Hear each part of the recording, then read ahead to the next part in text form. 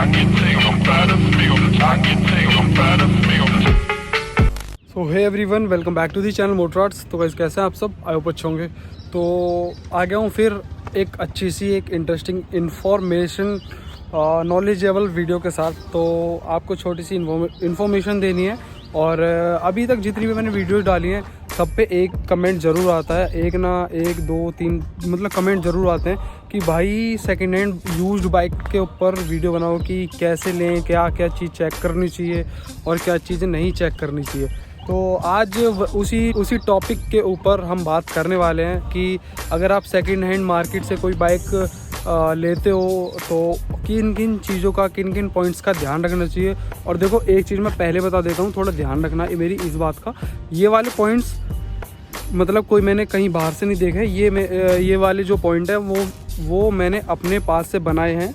और भाई कुछ पॉइंट छूट जाए तो उसके लिए सॉरी, मेरे को कमेंट में बताना। अगर आप सभी को कुछ एक्स्ट्रा पता होगा इन पॉइंट्स के अलावा, मैं आपको 10 पॉइंट्स बताऊंगा।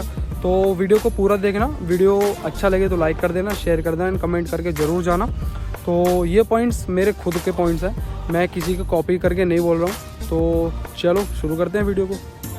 भाई सामने खड़ी हुई है अपनी बाइक, अपना बाइसन। वैसे मैं बस इसको एक एग्जांपल के तौर पर इसको यूज़ कर रहा हूँ, ये सेकंड हैंड नहीं है, ये मैंने न्यू ही ली थी जैसे कि आप सभी को पता है। तो मैं बस उन चीज़ों को आपको इसमें दिखाऊंगा कि ये चीज़ इसमें ऐसे चेक करनी है ताकि आपका कोई नुकसान ना हो और आपका कल को पागल ना काटे कोई, ठीक है। तो ये पॉइंट्स मैंने अपने खुद के बेसिस पर, ये पॉइंट मैंने सोच के समझ के और मतलब बताऊंगा मैं। ये 10 पॉइंट्स मैं आपको इस वाली वीडियो में बताऊंगा। तो अगर मेरे से कुछ छूट जाए तो प्लीज़ उसके लिए सॉरी, आप मेरे को कमेंट में बताना, तो हम फिर नेक्स्ट वीडियो में उसको कवर करेंगे, ठीक है। तो देखो अपना पहला पॉइंट है इसके टायर्स और मीटर। टायर और मीटर का कॉम्बिनेशन ये है और इनका भाई रिलेशन ये है बाइक सेकेंड हैंड बाइक ख़रीदने में। देखो अगर टायर नए हैं और बाइक है पुरानी, इतना तो देखो अंदाज़ा होगा कि आप उससे पूछोगे कि ये क्या मॉडल है और उसके पेपर्स भी चेक करोगे, ठीक है, वो एक अलग बात हो गई। और अभी जो मेन पॉइंट है हम उसकी बात करते हैं। जैसे कि अब मानो टायर ज़्यादा घिसे हुए हैं और मीटर में शो कर रहा है कम, जैसे कि 5,000, 4,000, 6,000, 7,000, वो ऐसे बेचते हैं। अगर आप मार्केट से किसी सेकेंड हैंड डीलर से, मतलब किसी डीलर से अगर आप बाइक लेते हो तो वो ऐसे ही बता के बेचते हैं, तो उनका मीटर बैक होता है। तो आपको पता ऐसे करना है, या तो उस बाइक के टायर नए होंगे। देखो अब उस मॉडल की बाइक के टायर अगर नए हैं तो भाई देखो साफ सी बात है, या तो उसने टायर चेंज करवाए हैं या फिर उसका मीटर बैक है। जो एक आपको एक अंदाज़ा बता देता हूँ, जो कंपनी के स्टॉक जो टायर आते हैं वो 10 से 15,000, ज़्यादा से ज़्यादा 17-18,000 चलते हैं अगर आप सही से चलाओगे तो। वरना एक अंदाज़ा यही है कि 10 से 15,000 कंपनी के स्टॉक टायर चलते हैं, ठीक है। अगर उसमें टायर घिसे हुए हैं, कंपनी के जो स्टॉक टायर आते हैं ज़्यादातर MRF के या फिर जयपर आता है, या फिर मतलब अभी तक तो जयपर ही देखा है मैंने नए।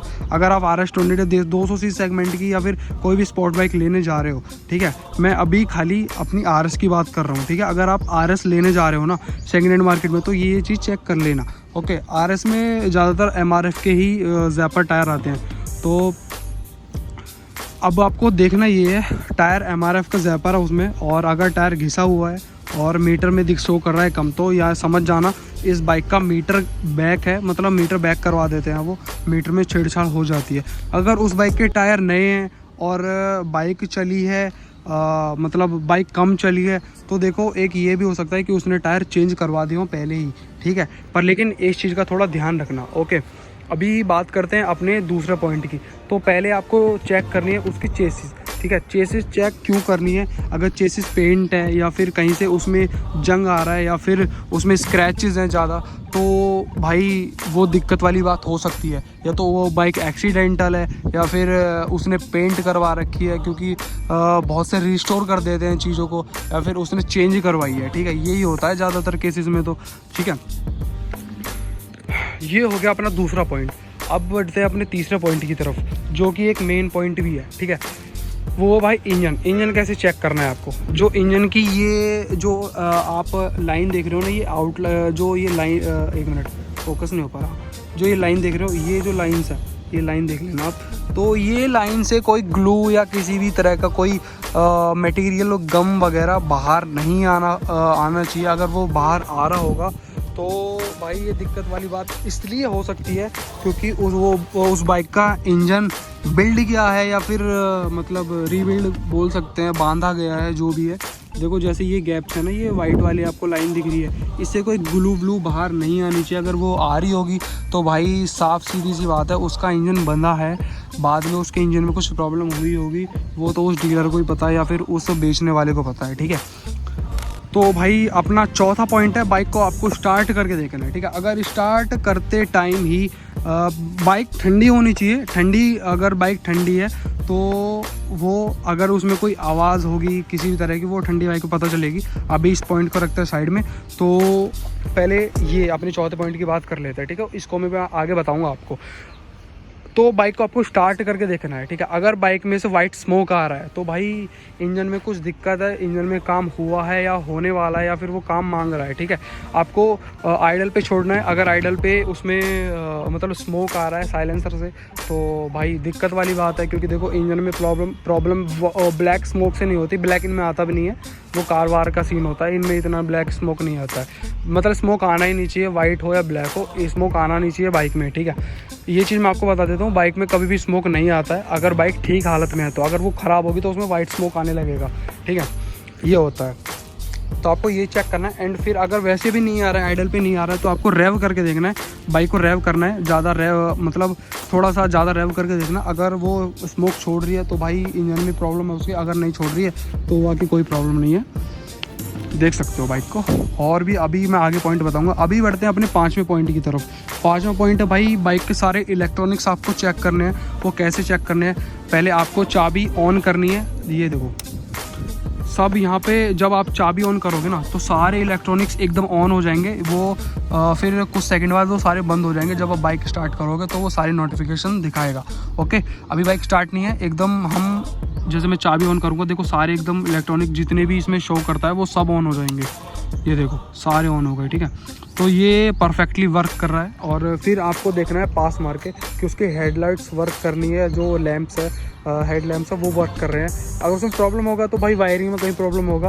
अगर लाइट ख़राब होगी तो फिर लाइट वगैरह चेंज हो जाती है।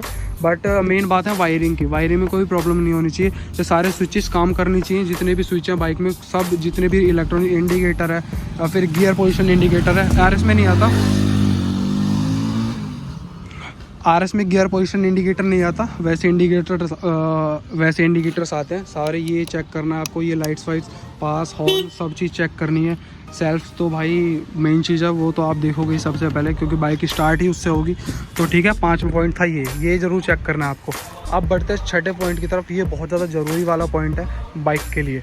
तो आपको चेक करना है बाइक का सस्पेंशन चेक ऐसे करना है, पास जाके देखना कि बैक वाले सस्पेंशन पे कोई ऑयल तो नहीं आ रहा है, या फिर ऑयल किसी भी तरह का ऑयल उसे लीक तो नहीं हो रहा है। अगर वो लीक हो रहा होगा तो भाई सस्पेंशन ख़राब है।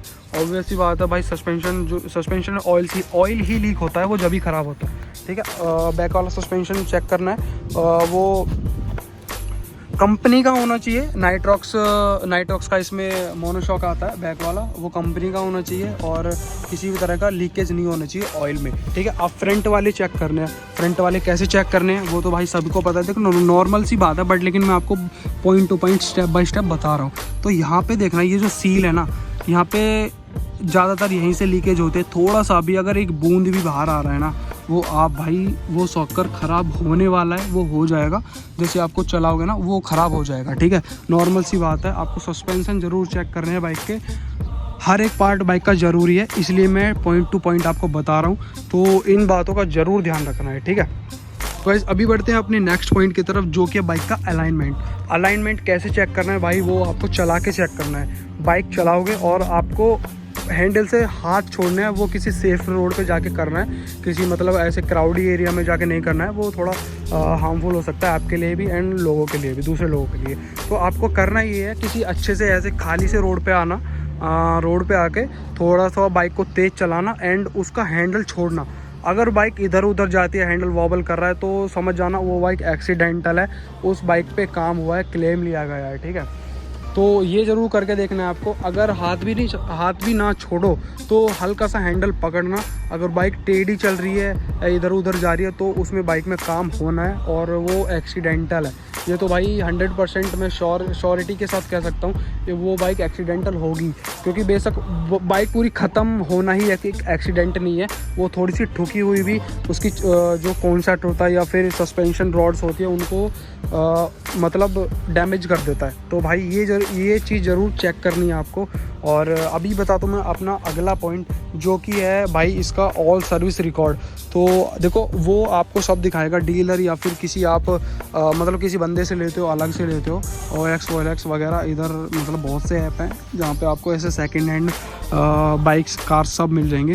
तो अगर आप उनसे लेते हो तो भाई वो आपको ऑब्वियस सी बात है सारे रिकॉर्ड दिखाएगा, आपने झूठे हों सच्चे हों जो भी है। वैसे झूठे क्या ही बनाएगा, जो शोरूम से वो कागज़ मिलता है वो दिखाएगा आके आपको, वो सारा दिखा देगा, ठीक है। वो सारा दिखाने के बाद आपको बाइक चेक करवानी शोरूम पे जाके चेक करवानी, उसका सारा सर्विस रिकॉर्ड निकालना है एंड उस पर ये चेक करना है इस बाइक पे क्लेम लिया गया है या नहीं। अगर उस बाइक पे क्लेम लिया गया तो बाइक एक्सीडेंटल है, तो भाई उस बाइक को मत लेना, क्योंकि वो आगे जाके प्रॉब्लम करने वाली है, ठीक है। मैं तो बिल्कुल भी ऐसी बाइक रिकमेंड नहीं करूँगा, बेशक वो ठीक हो गए, बिल्कुल प्रॉपर ठीक हो गए आ गई हो, मैं ऐसी बाइक को लेना बिल्कुल भी प्रेफर नहीं करूँगा, क्योंकि उसमें आगे चल के प्रॉब्लम होगी। जो चीज़ एक बार नई शोरूम से आती है वो नहीं रहती है। तो गाइज़ अपना अगला पॉइंट है जो कि है ब्रेक और जो कॉन्सेट उसका भाई एक अलग ही रिलेशन है। सच बताऊं वो कैसे है, अब देखो आपको बाइक चला के देखनी है, ठीक है। बाइक चलाओगे एंड आपको इंस्टेंट एकदम ब्रेकिंग करनी है, तो उससे होगा क्या, जैसे ही आप ब्रेकिंग करोगे ना तो यहाँ से एक अनोइंग सी आवाज़ आती है। अगर वो एक्सीडेंटल होगी या फिर ठुकी हुई होगी या फिर उसमें कोई प्रॉब्लम होगी ना यहाँ पे अंदर, तो उसमें एक आवाज़ आएगी, टक टक इस टाइप से कुछ आवाज़ आती है। तो अगर वो उसमें आवाज़ आ रही है तो तो समझ जाना यहाँ पे आपके प्रॉब्लम है। इसे शायद कॉन्सेट बोलते हैं, मेरे को प्रॉपर नहीं पता इसे क्या बोलते हैं, शायद कॉन्सेट ही बोलते हैं। तो इसमें प्रॉब्लम है, अगर ब्रेकिंग के टाइम इसमें कुछ आवाज़ आ रही है या फिर या तो उसका बियरिंग ख़राब हो चुका है या फिर इसमें कुछ प्रॉब्लम है, तो वो आपको चेक करना पड़ेगा एक बार। मैं चेक करने का तरीका बताया मैंने, रोड पे बाइक को चलाना और एकदम इंस्टेंट ब्रेकिंग करनी है या फिर बार बार झटके मार के देखना है ब्रेक से। तो अगर ये आवाज़ करता है तो भाई इसमें प्रॉब्लम है, ठीक है। वो साफ सीधी बात है, अगर उसमें आवाज़ आ रही है तो वो प्रॉब्लम क्रिएट कर रही है जब भी वो आवाज़ आ रही है, ठीक है। ये था अपना पॉइंट। अब बढ़ते हैं अपने नेक्स्ट पॉइंट की तरफ। तो अपना नेक्स्ट एंड लास्ट पॉइंट है जो कि मैं आपको बता रहा था कि इंजन से कोई ऐसी एनोइंग साउंड नहीं आनी चाहिए। अब वो आपको चेक कैसे करनी है, बाइक को खड़ी करके, बाइक जब तक अगर बाइक ठंडी है तो उसको जब स्टार्ट करना है, ठीक है, फिर आइडल पे सुनना है। अगर बाइक हीट होगी तो उसमें किसी भी तरह की कोई भी आवाज़ नहीं आएगी, आपको बाइक को ठंडे होने का इंतज़ार करना है। बाइक का इंजन कूल होना चाहिए। अगर कोई उसमें अंदर प्रॉब्लम होगी या फिर किसी तरह कोई भी पार्ट अगर टूटा होगा, ये प्रॉब्लम कर रहा होगा, तो वो कूल इंजन पे भाई आवाज़ आ जाएगी। आपको ठंडा इंजन पे ही ये चेक करना है। अगर इंजन हीट होगा तो भाई आप आवाज़ नहीं समझ पाओगे, अगर वो आएगी तो जो एक्चुअल उसमें प्रॉब्लम है वो आप नहीं समझ पाओगे। तो आपको ये चीज़ों का ध्यान रखना है। तो मैंने पॉइंट टू पॉइंट सब चीज़ आपको बता दी है।